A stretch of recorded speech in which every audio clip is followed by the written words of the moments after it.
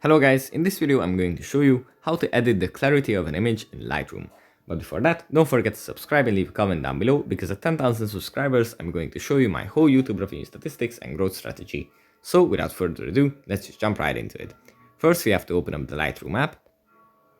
Here it usually opens up in the gallery. From the gallery we have to select the picture that we want to edit.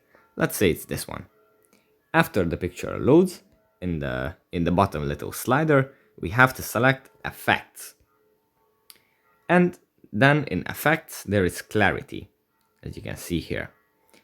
By sliding the slider to the right, the picture becomes clearer. And by sliding the slider to the left, the picture becomes not so clear.